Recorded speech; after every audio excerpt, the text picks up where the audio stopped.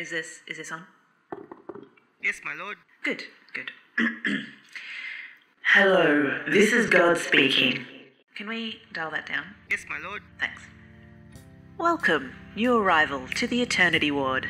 Please take a number and make your way down to the left or the right to the waiting room. All you need is the refreshments I made just for you. I would tell you to steer clear of the apples, they're forbidden, and the 2 snakes. Fools, sorry, that are chewing the fat in the corner, but you probably wouldn't listen anyway. So good luck, I bless you, and on your way.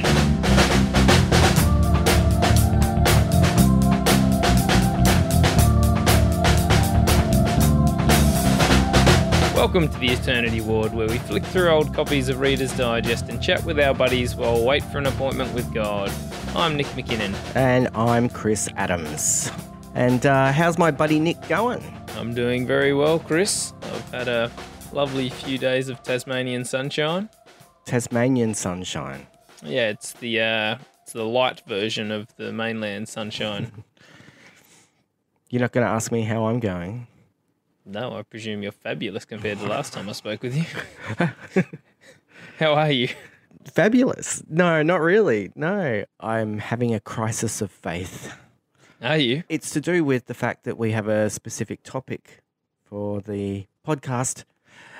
I've been doing my due diligence, looking for my confirmation bias. Excellent. And not liking what I'm finding, so... Okay, no, don't agree with that. No, don't agree with that. Chris, you just need to remember, God works in mysterious ways. He is too amazing and too large for our small human minds to comprehend.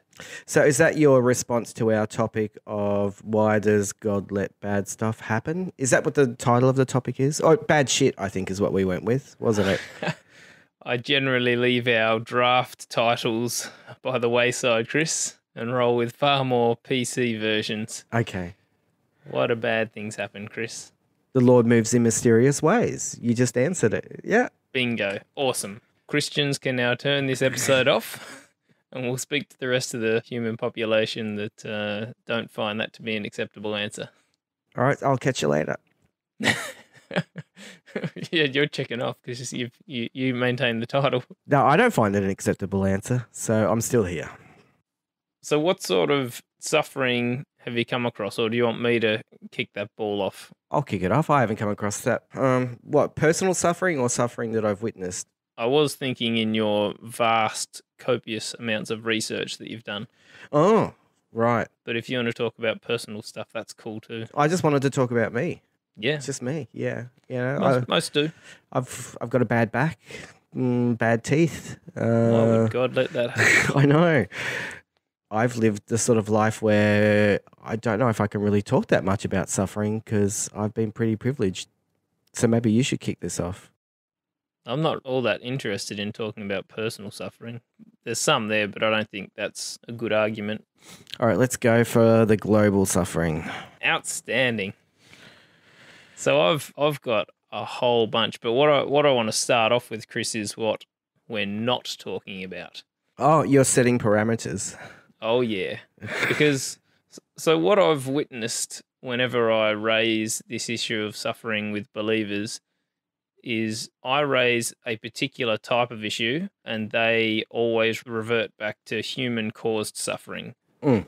So, like murder or rape or any of those sort of things that humans do to other humans. Mm. Because I think you can defend that. Mm. I think with the free will argument that God gave us free will, and so along with giving us free will is the responsibility that we have to behave ourselves, and if we don't, well, God can't be expected to stop any bad from happening, because if he did that, then he wouldn't really have given us free will, which is a very good argument. I agree with it 100%, and so that's why I don't even bring it up, because it makes sense to me that if you give a being free will, then pain is going to come from that. Yeah, so with free will, we're responsible for what we do as much as what we fail to do to meet needs. Right. Another one that is often brought up is any sort of pain or suffering that is overcome. So if you get some sort of cancer and it gets healed, you can say that cancer brought about good in your life. Like I've had circumstances in my life that have been horrifically painful But I look back at them and go, gee, I'm glad that happened because I learned so many lessons from it, and I feel like I appreciate life more. I appreciate the relationships I still have more than I would if I hadn't have been through that sort of stuff. So I'm not talking about stuff that people overcome, but there's heaps of suffering in the world that people don't overcome and is not caused by humans. So I'll start from the microscopic and move to the whatever the opposite of that is, really huge. Macroscopic. Thank you, Chris. If we're starting off small, then if you go all the way back to the Black Death, which killed something like between 30 and 60% of all of Europe, that's a fairly staggering thing. And then you've got the Spanish flu, which killed more people than World War I and World War II combined. And then you've got smallpox, which was the only one I bothered to look up images for because I really didn't want to look at images of these, but smallpox was horrific and killed something like 500 million people. Like those three things, I don't know how you can say God watched over all of that when he created the world. He knew everything. He knew these things were going to happen and he just went, yeah, that'll do. You sent me an image of the smallpox. Was that the one you sent me? Yeah, it was a little girl with smallpox. That was pretty disturbing. Yeah. Yeah. And having a little daughter of my own just makes it that much more relatable. You just see it and go, geez, that could be my daughter. It's not just 500 million, a very large and incomprehensible number, but it's, you know, just one of those is just like heartbreaking. Thank you, science. Yeah. Yeah. Science doesn't get anywhere near enough credit for its contribution to the good of humanity, I reckon. Without science and good medical practice, and that'd still be around. Vaccinations, Chris, they cause autism. You should never get your kid vaccinated. I'd much prefer to have smallpox still around. That's sarcasm, you idiots out there. So now I've got to try and get back into the serious mode and reply to that. Yeah, sicknesses like that. So what do you want me to try and defend? I don't know. You don't need to defend anything. You can just go, yeah, I agree, that's horrendous. Or, I don't know. Who knows how the whole God could look down on that and not do anything. Not even not do anything, but, like, allow it in the first place. Because, like, these are things that don't have to be part of the system. Like, if you're creating something, you could just make it so that the Black Death doesn't exist. Right. Like, why would a loving God allow these sort of things? When he created the universe, knowing everything, why would he have decided that was a good thing or that was something that couldn't be avoided? Or, like, how do you come at that? Yeah, a lot of Christians would come at that by saying that we don't live in a perfect world. We don't live in a utopian existence because of the fall.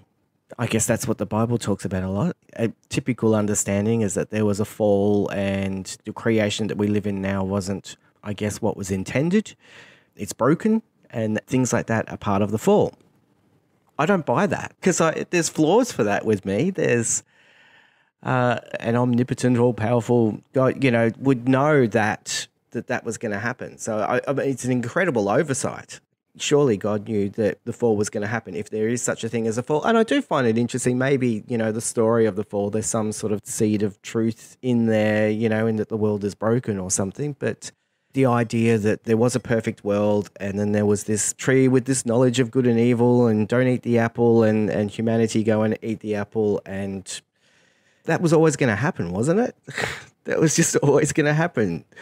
So I find it hard to just go with the idea that horribleness in the world is part of the fall. So how else do I come to terms with it? One of the things that I was reading in preparation for talking about this topic was I was trying to go back through Viktor Frankl, who I read when I was doing some theological training and stuff, and he wrote a book called Man's Search for Meaning. He was a Jew that was in the Holocaust camps. He wrote a book and I had to write an essay on it. One of the quotes was, if there is meaning in life at all, then there must be meaning in suffering, because suffering is part of life. So I'm now going, what is the meaning? Where do I find the meaning? And it's a struggle. It's hard.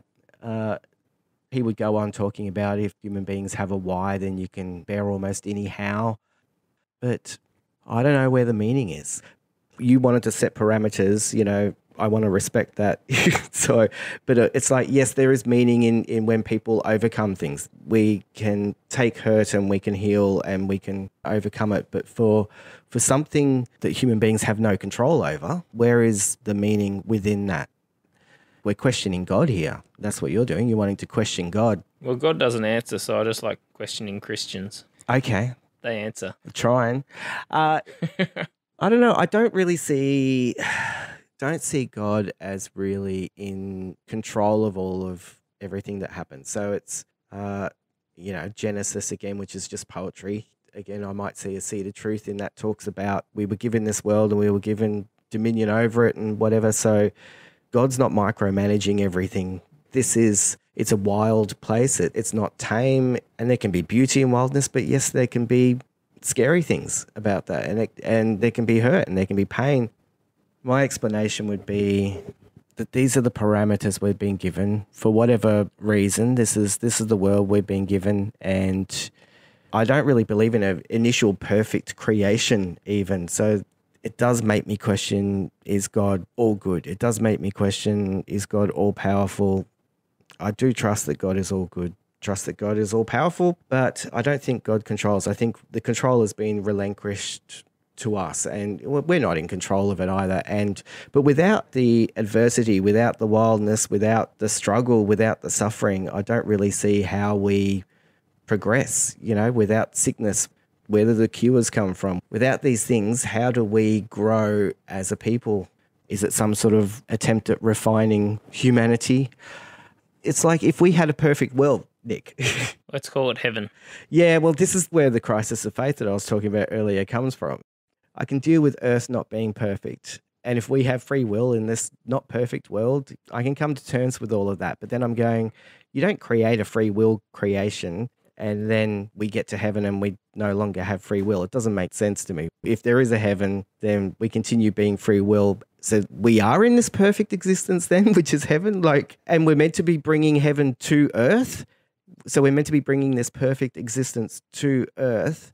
That'd be lovely. I want us to grow up as humanity and sort of prove God wrong. And, when God says, if God's will is done on earth as it is in heaven, I hope that that's something that we achieve. And God doesn't just come down and go, all right, you've stuffed it up. Here we go. Now it's happening, I think God stuffed it up first. He was the first one to create things. If he wanted it to be perfect, he could have created it perfect. But if you create something perfect, this is my crisis of faith with heaven and what is it? But if you create something perfect, isn't it sort of like everyone being born with a silver spoon in their mouth and we all just live these decadent lives and we're entitled, we're lazy, we're privileged? Where are the opportunities for courage and compassion and standing up for something that you believe in and fighting for something? Where do all of these things come from without there being some sort of adversity to force us to progress? Yeah, so I definitely agree with you, the idea that adversity can help us to appreciate what we have, and it can mold us into having better morals, better values, to treat other people better, all these sort of things.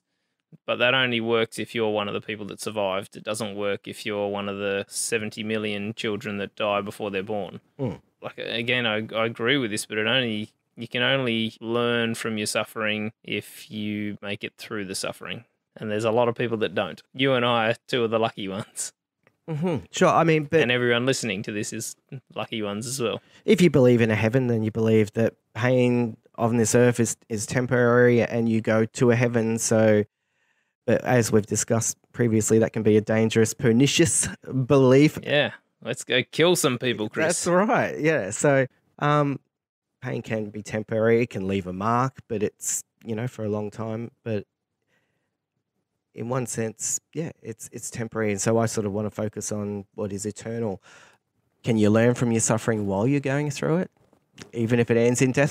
This is the thing, everything in our linear existence has an end. Death is part of our existence.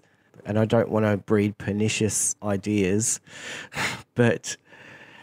and I don't know if I agree with what I'm about to say, but does it matter that much if something dies earlier to something dying later, if there is such a thing as eternity? I don't like that. Yeah. It's got to be a good thing. If there's eternal bliss after we die, then it's got to be a good thing to die. You and me, the poor souls that are left here. And I would never want to encourage anyone to do that. So Chris, I can't Chris sit with says, that. kill yourself. If you're going to die, then what's the rush? Why rush? Why get there in a hurry? Why? Because there's suffering. If there's ice cream forever.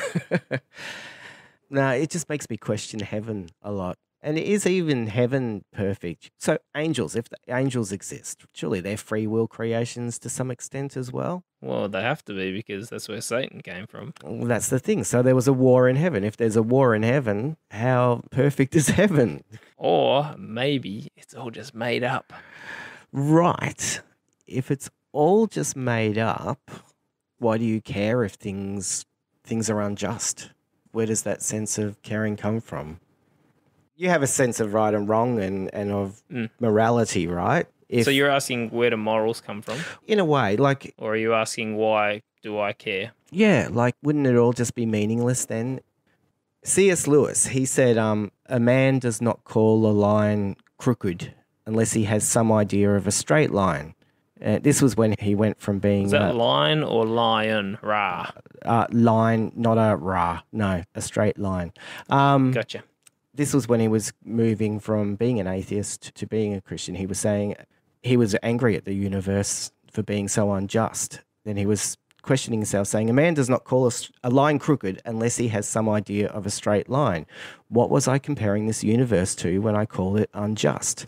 And I think he's saying that God has sort of shown us a straight line, and I guess he's saying that suffering may be better to be understood from within faith than without, because out of that, is it all just random? So where do morals come from? Or is there meaning in suffering? So the argument that I've heard atheists put up at this point is basically to not really answer the question, but instead to have a crack at where believers get their morals from. So if you get your morals from the Bible, then there's heaps of evil stuff in the Bible. So if you're saying that you can't possibly get your morals from outside religion, that without belief in God, that everything just falls into an anarchic mess, where there's no good, there's no bad, there's no right or wrong. Certainly if you think that you base your morals on the Bible or the Quran, then that seems to me to be a self-defeating argument. But if you take away the Bible and the Quran and just say that, I don't know what religion I'm from, but I am confident there is a God and that is where we get our morals from somehow, then I think that's a reasonable argument. But again, you'd have to defend why God allows all this other crap to go on. If that's your version of good, then that's slightly difficult to defend. Well, I'm just saying that, God has set out a straight line that we can follow. Where? I haven't seen any straight lines to follow. I assume that the answer is Jesus. Okay. Yeah, so I think I love the story of Jesus as much as you do. His life is what I want to be like. I want to be the person that says, love your enemies and forgive endlessly. Well, actually, to a degree, I think there is a place for punishment and saying, no, you have screwed up. And we need to protect society from these sort of people. But I do agree that Jesus's morals and values were something that I look up to and aspire and want to be like. I don't remember where it is in the Bible, but I think Jesus says at some point, if you've seen me, you've seen the Father. And for a long time, that kept me in Christianity, that verse, because there was so much in Christianity that just made no sense, and so much in the world that made no sense to me. And so I can understand how people would just get confused by all of these sort of issues, but still hold on to that verse. If Jesus is what God is like, then I'll sign up to that, because that's cool. In terms of meaning from suffering, yeah, I definitely think you can get meaning from suffering. I've had suffering sort of things in my life and have found them to have a positive effect on me. But now we're walking out of the parameters you said. Yeah, well, you asked about... Sorry, yeah. What about Jesus? He suffered. He did. Right. Pretty horrifically. Yeah. I like that he didn't even want to. He was praying and shedding blood in his sweat that he was, please, if there's another way. Yeah. But then he decided to go with God's will. So I guess we're deciding if God's will is good or not. God's will is for Jesus to be a human sacrifice. Do you believe in human sacrifice, Chris? I believe that sacrifice itself can be a beautiful thing. Nah, you're avoiding the question. I'm not talking about giving up your chips for someone else. Well, okay. Well, it's a weird question. If Jesus is God, then is God ordering Jesus to die, or is Jesus making the choice to sacrifice himself? Human sacrifice isn't, jumping on a grenade to save your mates in the trenches or anything. That's not akin to throwing someone down a volcano. No, it's not. No, it's a different beast altogether. So we probably don't want to get too much into all of that. No. It does mean something to me that if Jesus was the face of the Father, then God knows what we experience when it comes to suffering. Jesus wept when he saw suffering. That was, I think, the shortest verse in the Bible. Jesus wept. He just had a lot of compassion. Compassion is a very empathetic response. It's, to feel their pain, to feel their burden, and then to act. That gives me some comfort. But, how do you comfort the mother of the 2-year-old that died from smallpox or whatever? What do you say? It was God's plan. No, that's what they say. They say it's God's plan. They say the Lord moves in mysterious ways. That's they say... And the mother says, fuck off, you piece of shit. It doesn't really suffice, does it? No, it does not. I don't know. Maybe you don't say anything. Maybe you just try and listen. Yeah. Maybe you just know that you're there with them. You do see a lot of that, like, people expecting healing to be done. That can just be so damaging, I think. It can make me really angry. Oh. Yeah, but if you believe in your God... But I don't believe it in my micromanaging God. Yeah, so I think this is a difference between you and certainly what I've observed in most Christian circles, that you don't believe in an interventionist God. So you don't think that God is really involved with anything down on earth anymore? Somewhat. I would say that God's not really involved in anything on earth in a physical way. But I would still say that people can still attempt to be in harmony with God. People can still try and do God's will, but God doesn't always get his way. Because God doesn't always get his way? No, because people have free will. But again, like you were saying about Job, another time that when God was saying, where were you when I laid the foundations of the earth? I'm like going, well, God, all powerful. I sort of don't really see any evidence that God is an interventionist God, but I can't say that God cannot do that. Job, that's interesting. Job's your favorite story in the Bible. That one's all about suffering, right? Yeah. I'm not 100% sure. I'd still say it's my favorite. All right, it was. Verse. It was. It was. When I was a Bible-believing Christian, it gave me great comfort to know that it is okay to get pissed off with God and raise your fists to the heavens and say, God, I do not understand. You have killed everything that I care about and you have not done anything about it. And I am pissed off with you right now. And that God comes down and doesn't. Well, he has a little bit of a go at Job, but mostly he's understanding to Job. And I like that because I also, like Job, see a lot of evil and suffering in the world and don't understand what the heck God's doing, and so am constantly raising my fist to the heavens saying, what the hell's going on, God? And so the idea that I can expect God to be accepting of my anger and that I just call it as I see it, and I'm not pretending that I don't see it. Yeah, I've had good swearing matches with God. Well, really? He swears back? No, I was going to say, I swear, and nothing comes back. But I also don't get smitten with a lightning bolt. So, but just on Job, there was another character in that story that I'm just remembering. The devil? Yeah, and that's another one that gets blamed on for all of the suffering in the world. It's never God. It's either the devil or it's us. I have never read that story as a literal story, the story of Job. I should hope not. The whole devil and God thing hanging out in heaven discussing what they're going to do to Job, was all a bit weird. Hey, devil, have you considered my servant Job? Yeah. Go pick on this dude. He's had it too easy. I would say that's a pretty wicked thing to do. I'm not going to hold that God does wicked things. So, yet, you may still convince me. You're pretty convincing often. But my favourite story in the Bible is Ecclesiastes. Oh, I hated that one. Hated that one. That was my least favourite, Chris. It was meaningless. All is meaningless. Yeah. I think one of the beautiful things from that one was that there was also a time for all things. There's a time for a love and a time for play, and I guess there's a time for suffering. There's a time for smallpox. There's a time for the Black Death. There's a time for Spanish flu. There's a time for mass extinctions. Hooray! Well done, God. I just get confused. I'm like, if you want a world without there being pain, without there being death, without there being struggle, do you just want to be controlled?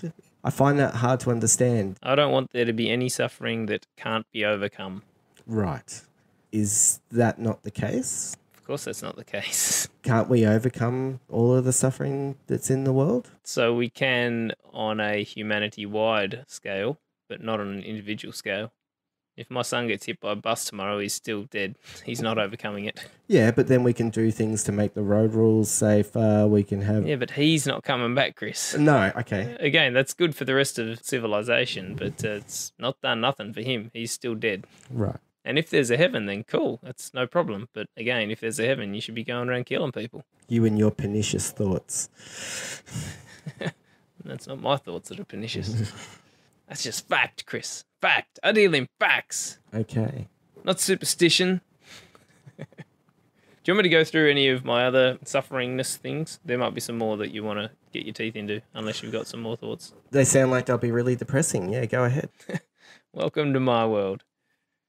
So, well, actually, this next one isn't all that depressing. It's just weird. I've written a blog about this, and I presume you've read it because you read everything that I write. Yeah, I couldn't pronounce what it is, though. I did not even attempt to try and pronounce it, Chris, so I'm just calling it a parasitic wasp. So there's this parasitic wasp.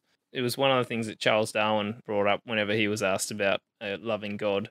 He brought up this parasitic wasp that flies around, finds a friendly-looking caterpillar, inserts all of its eggs inside this living caterpillar. And so this living caterpillar is just going about munching leaves, and then all of a sudden it gets a little prick in its back and doesn't think much about it. And then, of course, as the eggs hatch and the larvae come out, the larvae start eating the caterpillar from the inside out while the caterpillar is still alive. And so people often look at nature. They'll look at, a frozen waterfall, or they'll look at a hummingbird or whatever beautiful thing they can see, and they go, well, how could there not be a God? How could all of this happen? Just, look at all the beauty here. But if you look at all of creation and not just the pretty things that you like focusing on, you come across animals like these that I can't imagine what God would have been thinking if you've got a loving God that's thinking, what animals should we have on Earth this time? Let's think about it. Maybe an animal that impregnates unwillingly another animal, and then the animal doesn't just die. No, we'll stay it alive, and the babies of the animal will eat it from the inside out. Brilliant. Let's have one of them. I just can't imagine how you can think that God actually controlled creation, came up with this creature, and is a loving God. Those things don't match for me. Do you want to talk about that, or do you want me to keep going? We can talk about that. Go. Did God make it, or was it something that evolved? Oh, okay. So God didn't create people. I don't like where I'm going with this.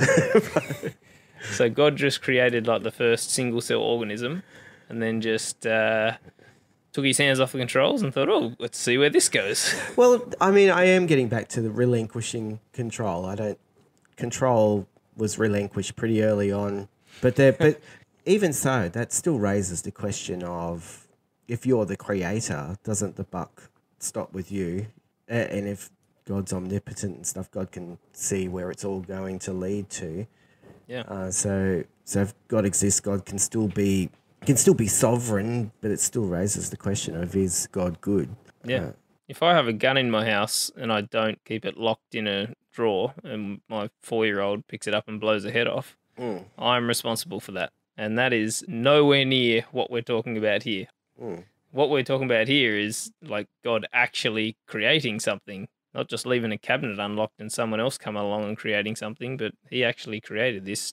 And if he knows everything, he's got to be responsible. I can't imagine he shirks that responsibility.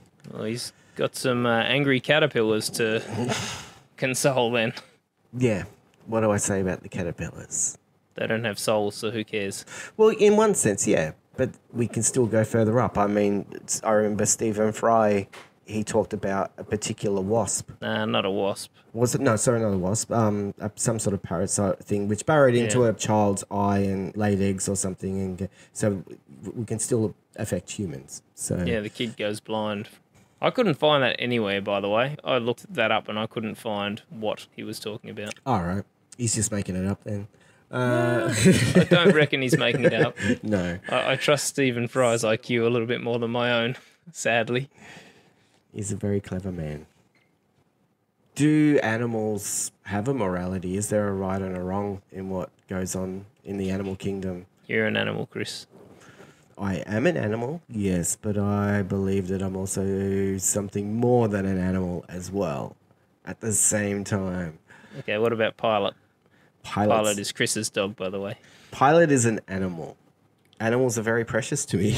So I've been a vegetarian for 22 years now because of animals. And that's not something that comes at all with a religious belief. You know, if it says anything in the Bible, that's fine. You can eat meat. You can eat anything. Nothing is barred. Eat humans. Except for humans. Does it say that? Probably doesn't. It probably doesn't say it. I don't remember ever coming across an anti-cannibalism verse, so I don't know what to say. Because I still see the wildness of the world. I see nature as a reflection of who God is, which is a scary thing to say if there are wasps that eat their way outside of a caterpillar, you know, but I appreciate living in a wild world. I don't want the world that I live on to be tame. I don't want to be controlled.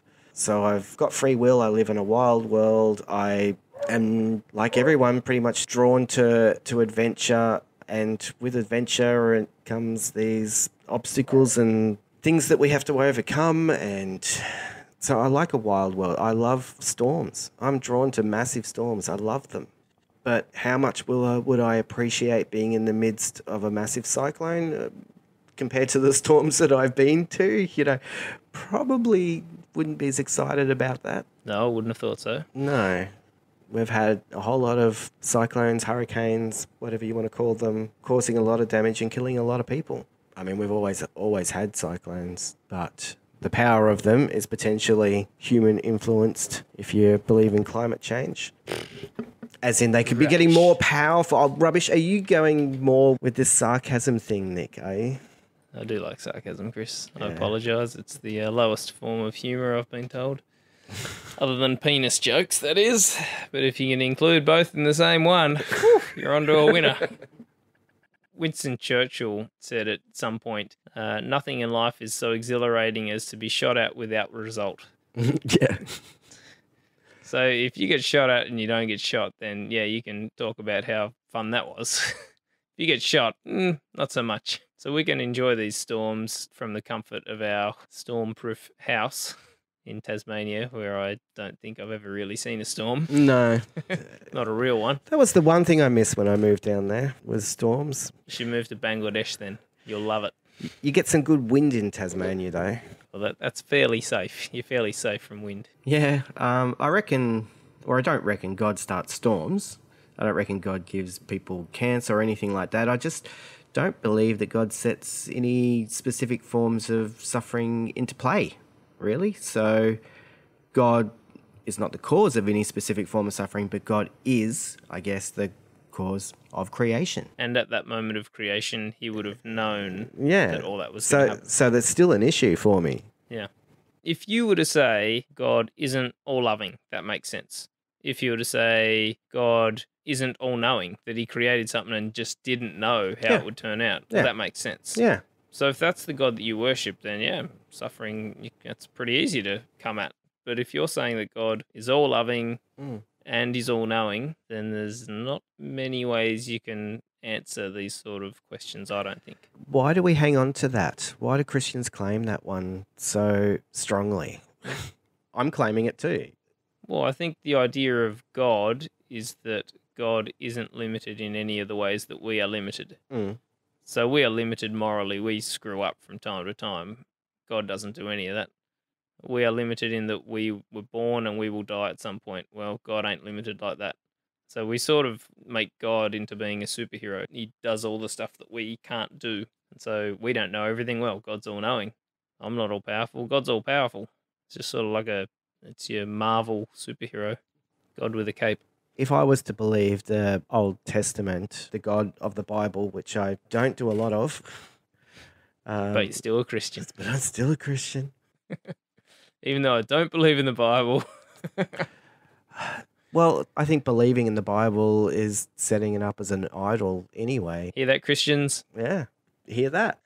The Bible isn't God. The Bible is a book written by human beings. Inspired word of God, Chris. Sure, inspired. Which is infallible. Not really. Jesus did not come to overturn any word in the Old Testament. He fulfilled it. That's right. He fulfilled murdering your kids because they swear at you. No, but what did he fulfill? I don't know. What did he fulfill? Fulfilled his role, I guess. He got killed. Well done. For me, he fulfilled in the sense that the old laws weren't relevant anymore. But they used to be. But did they come from God? Moses would say so. Yes, Moses would say so. And so there were, 10 commandments, and then suddenly there was a whole massive book called Leviticus, Who wrote that? Yeah, so for me, Jesus came and the new law was love the Lord your God with all your heart and love your neighbor as yourself. And if you go with them, then that's fine. Yeah, but the reason you believe in the stuff Jesus talked about and not Leviticus isn't because God has tapped you on the shoulder and whispered in your ear and said, hey, Chris, these are the ones that matter. The way you've worked out which ones to follow is because you've got an internal compass that just says, these ones are cool, these Leviticus ones are batshit crazy. It's something in you that's good, Chris. It's not the Bible. Not that good. And there's another basis, a foundation that it's all built upon for me. And I guess I've told you this before, but the experience. Do you really want to get into this? Sure. Okay. In all of my years of trying to get to know God and beating myself up because I never would hear back from God and looking at other people and just going, why do they have such a good relationship and I don't? And then the 15 years that I sort of walked away from being a Christian, but I sort of really kept believing in God, just stopped living like I believed in God. But then I was able to come back because I guess it comes down to my father a lot. He still loved me unconditionally, so I was able to sort of come back. And I've seen a lot of people who walk away from stuff and, it's like, you walk out that door, you're never coming back. Like, yeah, well, that's going to work. I'm like, don't do that. Don't, what if they don't come back? It's ridiculous. I made my way back to Christianity and just as I sort of did so, my father was diagnosed with a brain tumor. And so I moved back into the family home for, I guess, the last 2 or so years of his life as he deteriorated with that. And people were trying to pray for him and anoint him with oil. And he thought all of that was a bit, I don't know. He was like, if that's what you believe and that's what you think. But he was pretty realist about it all. He was like, I've got a brain tumor. It's the worst you can get. It's in the middle of my brain. They can't dig it out. I'd have to take out all my brain, basically. So he's like, he was kind of attached to his brain. Yeah, he was resolved to the fact that it was just a matter of time. But for me, his suffering in those last 2 years, it was his body was deteriorating. The medication that they had him on and all of the chemotherapy and radiotherapy was all a tough run. But I guess what I learned from him was he saw God was in how he faced it. He didn't think it came from God. He didn't think God was going to heal him of it. He was open to that, but so he cared about everyone around him. He was always asking how everyone else was going, and they would all come to him. And so then, he got to the point where he lost certain functions. Like one of the first things he lost was inhibitions, and that was interesting just to see that he just would say whatever he was feeling, and they were all loving. Everything that he would say was just loving or cheeky because he was pretty cheeky. He was a bit of a knocker. And then he had a massive seizure and we took him to the hospital and he never regained consciousness from that. We'd gone home and because they said he would, make it through the night and whatever, then we were called saying, we don't think he's going to make it through the night. He's really struggling. We think you should get in here now. And that was in Tasmania, out in the wilderness. So that was like a 45-minute drive for us to get there. And we got there and his breathing was really laboured. And as soon as we walked in, his breathing slowed and it slowed and it slowed until he just stopped breathing. And so I'm there watching this happen. My mum's there holding his hand and stroking his hair. And I felt the presence of God. Telling this story is a weird thing to do. I feel like sometimes I have to tell this story because this is a story I keep telling myself, which is sort of the foundation of why I find it hard to ignore faith, even after all of the things that Nick keeps throwing at me. But I'll stop whenever you ask me to. I felt like that there was this warm and loving and good presence, and it was the most beautiful moment. And yet, was I emotionally heightened at the time? Yes, because it'd just be stuff happening in my brain, and yes, but I try and give myself a little bit more credence than that. I felt like I was aware of something, that there was something present, and my father, he was there, and then he wasn't there. His body was still there, but he wasn't there, and it was okay. So something happened for me, which I find that really hard to ignore. Even though, Nick's logical arguments that make sense to me can paint a different picture, and I can go there in my own logical steps that, maybe God isn't all good or all powerful, but it was just something that I haven't been able to shake. And telling people that story is a weird thing too, because it's a personal experience, so it's not proof of anything. So when you look back at that experience, when you think about it and go through the process of retelling it, do those emotions come back? Is it like reliving it, or is it more like watching a movie of something that happened to you where you're a bit detached from it? Like, what's it like? Bit detached now. I can sort of see myself standing there. It's almost like, my father on the hospital bed is enveloped by this halo, like a light, like there's this warm orange glow. But there were wings. And... There was no warm orange glow. I know that. There's a part of me which knows that I saw nothing. Were you on LSD at the time, Chris? I was not. Yeah. No, they were the other experiences. Yeah. Just as real. I do wonder a lot about the some of the Bible stories when people are like possessed by demons, and I'm going, you sure they didn't just eat the wrong thing, or they were a little bit mentally unstable, or hey, I could be crazy and seeing things that I want to see that aren't really there. I have to accept that, but I guess I haven't accepted that yet. Find it too hard to ignore, and so there's some suffering which ended in death. I guess it's sort of relevant, but not for you. Not for me, no. I even after that, we were then, as everyone around you is all finding it very hard to cope with his passing, and they're all telling you how sad they are for your loss and everything, and I'm like going, I'm okay, because he's okay. Yeah. But then I also felt really bad because here's my dad trying to make sure everyone else is okay, and I didn't do that. Well, it was your father, Chris. I think you were allowed to be consumed with the love for your father. I think that's okay. You're a father now. I'm not a father. I'm a father. Mm. Yeah. You can't control your kids, can you? Would you want to control everything for them? No, I wouldn't want to control everything of them. You'd want to keep them from unnecessary suffering, wouldn't you? Definitely from unnecessary suffering, but even moral sort of stuff. Like, I'm constantly teaching my kids about using their manners, and about like all that sort of stuff. Like, if I'd never did that, I'm quite sure my kids would be different people. It takes constant reinforcement to get them to be decent human beings, and they're not yet. So this may come across as callous. Yeah, but it's right ahead. I can take it. I know you can. And that's what I was going to say, that the only reason I feel okay raising these sort of issues is because I have enough respect for you in the same way that your dad did. That your dad, when you're having those doubts at the church door and you said, I want to go in, your dad was, all right, cool, you're a big boy.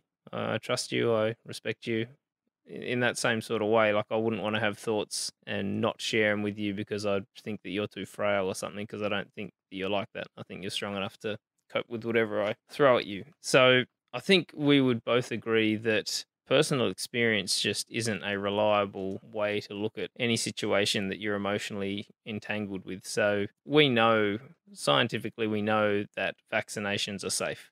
And yet there are thousands, possibly millions of people out there who will swear that their kid got autism from a vaccination because they had the vaccination and the week after their kid starts changing.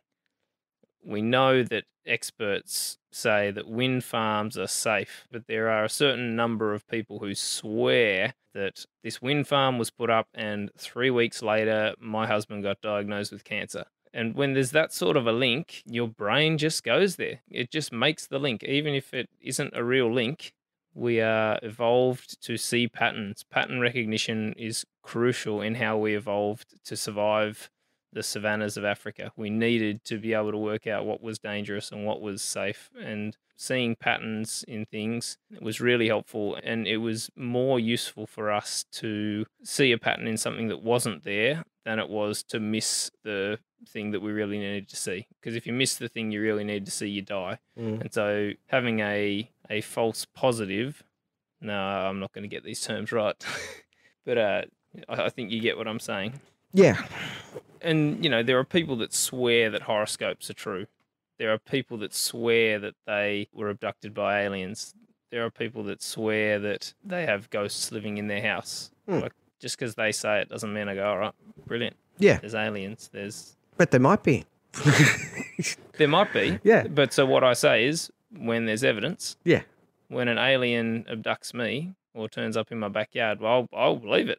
I've got no evidence as to whether there's aliens or not. I haven't seen any, so I sort of assume there aren't until I see them. All right. So my question is then, and that's fine. That's absolutely fine. But my question is then, okay, so say you live out your days, you die on your front porch yelling at those kids to keep off your grass. Those bastards. Yeah. And then you go and meet your maker. Yeah. So at this point, you have evidence that God exists because you're standing in front of him, right? Man, I'm going to be crabby. You are one lazy God. Yeah. So what do you say? Are you going to have a go at God for all of the bad shit that's in the world? So sitting here in front of you right now, Chris, I'm absolutely going to lay into God.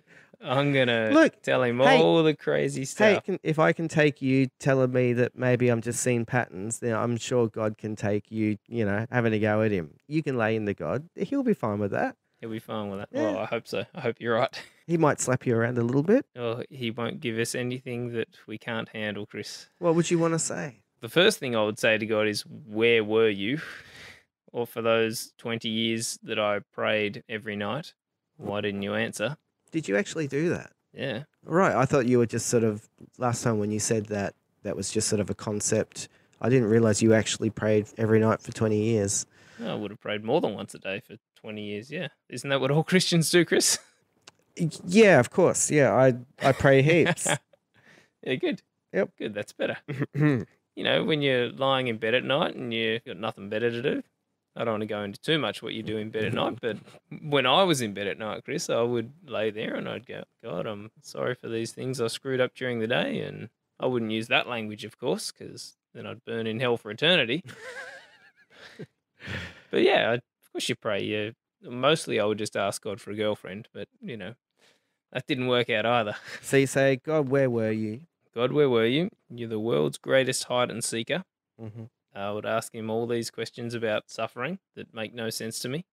I would ask them how it makes sense that there are so many different gods. I think that one's fairly easy, so long as it's not the Christian God. Like, if it's not a specific one of them that's actually going, no, Jesus is the Son of God. And, like, if it's that God, then I've got questions, where did Muhammad come from? Where did all these other gods come from? I mean, that could only happen if God's only communicating with a very small slice of mankind and then the rest are hallucinating.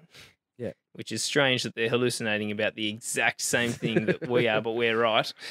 That's quite ironic. Yeah, I think those are the main ones I'd like to ask God about. Yep. I'd probably just tremble in fear. Yeah, well, that's what I was going to say. I mean, I say that now when I'm sitting in front of you, Chris, but if I actually get there, I think I might just hold my tongue a little bit. I was just kidding, God, I promise. So I don't know. What do we do now? What do we do with the fact that there is suffering in the world? Do we blame God? Yes. Yep. All right. Gonna blame God. Or we just go, actually, I don't blame God. You can blame God, but I just sort of go, well, probably makes more sense that either there isn't a God or God just doesn't really care about us, which is fine. I can cope with that because there's, 7 point however many billion people that don't care about me right now, which is fine. They don't have to. They got their own stuff to do. God might have his own stuff to do. That's fine. So what do? I go on with my life. I go, what sort of person do I want to be? What sort of world do I want to create? What sort of community do I want to be part of? What sort of future do I want for my kids? What sort of world do I want to leave them? Those are the sort of questions I'm interested in. And because I just don't know if we're going to find adequate answers to these questions. Well, you got me to a very positive ending talking about all those things. What sort of world do you want to create? Well, that's the thing. Like what I'm saying is I don't know if I'm going to get answers to these questions until I meet the Maker. So in the time being, there is a lot of darkness in the world, but I guess I don't really want to feed that darkness. I'd rather, same as you do with your internal world. You don't feed the darkness, you feed the light. I guess we go on and we create the world together. It's ours. We go and make it as just as possible. Yeah.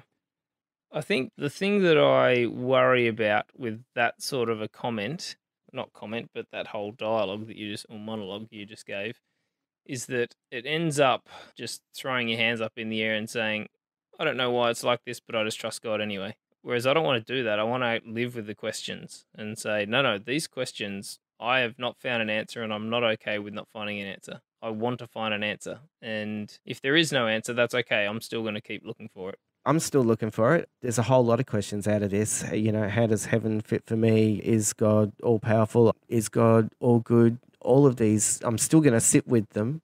I'm still having a crisis of faith, but that's okay. Welcome to the eternity ward where we take people out of faith. I don't think I'm out of faith. There is things I find very hard to ignore about this pattern that I see. That is partly what it is. It's this pattern that I see in the world, this pattern of good, this pattern of life, of love. Where does that come from? Is it just humanity? And look, you know what? If it's just humanity, that's pretty special and that's pretty amazing. Mm. And if it's God, and if there is a God, that's pretty special and that's pretty amazing. Either way, the fact that we have a life is special and amazing. And I wish everyone had it to the full. Yeah. Here.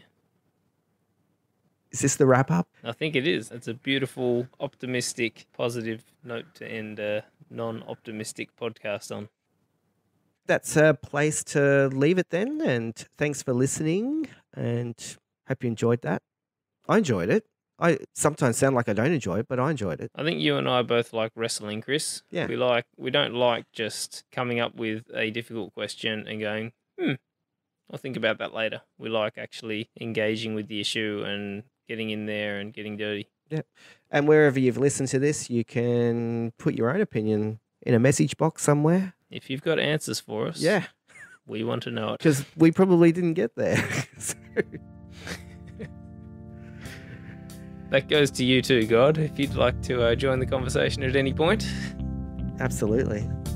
We'll catch you next time. Farewell.